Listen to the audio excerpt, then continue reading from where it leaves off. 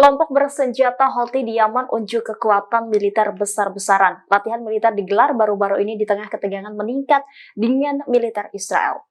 Houthi Yaman menggelar militer besar-besaran dengan melibatkan parade dan demonstrasi kekuatan senjata mereka. Dalam rekaman yang dipublikasi, memperlihatkan Houthi memamerkan berbagai jenis persenjataan.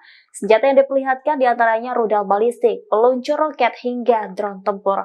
Latihan militer ini sebagai bagian dari persiapan mereka untuk menghadapi kemungkinan serangan musuh.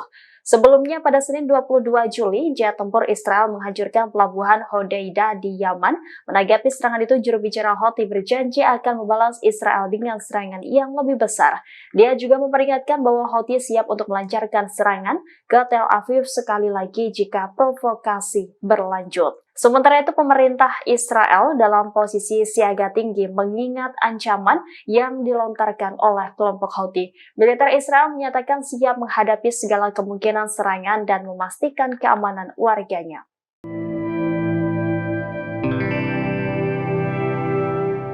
Kelompok Hamas dan Fatah akhirnya bersatu. Dua fraksi politik utama di Palestina itu telah menandatangani sebuah kesepakatan di Beijing, China pada Selasa 23 Juli 2024. Di balik rujuknya mereka ada campur tangan China yang menjadi mediator.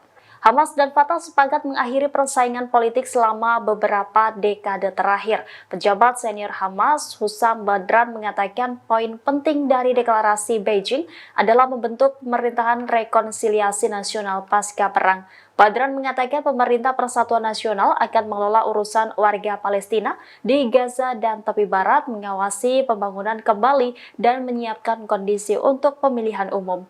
Adapun rekonsiliasi ini kembali diupayakan menyusul agresi brutal Israel di jalur Gaza yang terus berlangsung sejak Oktober 2023. Kesepakatan baru Hamas dan Fatah ini menentang tujuan Perdana Menteri Israel Benjamin Netanyahu. Perdana Menteri Israel menyatakan tujuan utamanya adalah melenyapkan Hamas maupun milisi pro-Iran lainnya. Selain itu, Netanyahu juga menentang peran apapun yang dimainkan Hamas dalam pemerintahan Gaza pasca perang.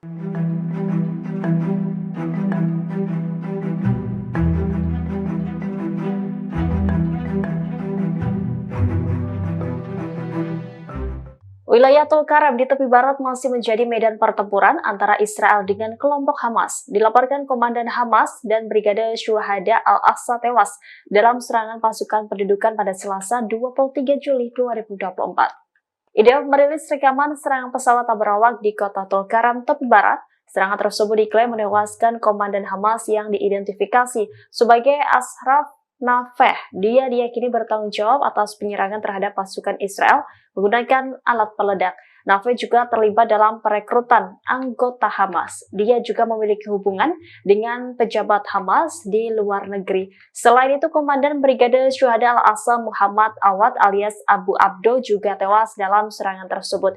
IDF mengatakan Awad terlibat dalam serangan penembakan dan penggalangan dana di Tulkarem. Di sisi lain, ada sekitar 25 kendaraan militer Israel yang menyerbu kamp Tulkarem. Beberapa di antaranya adalah bulldozer berat. Bulldozer itu merusak infrastruktur sipil dan barang berharga milik warga termasuk kendaraan dan toko.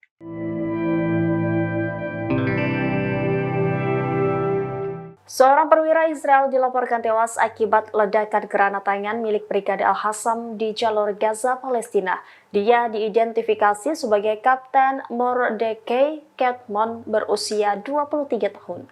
Otoritas penyiaran Israel melaporkan Mordecai Ketmon tewas akibat ledakan granat tangan saat aktivitas di luar lingkup operasi pada Senin 22 Juli 2024 kemarin. Perwira Israel tersebut diketahui berasal dari pemukiman Nov Ayalon, barat laut Yerusalem. Laporan tersebut tidak merinci terkait kronologi kejadian. Hanya saja IDF menyatakan bahwa polisi militer melakukan penyelidikan atas insiden tersebut.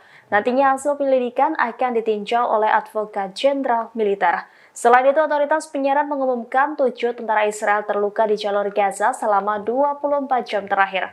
Mereka tewas dan terluka setelah Brigade Al-Hassam sayap militer Hamas meledakan terowongan jebakan untuk militer Israel di kota Rafah. Download Tribun X sekarang, menghadirkan lokal menjadi Indonesia.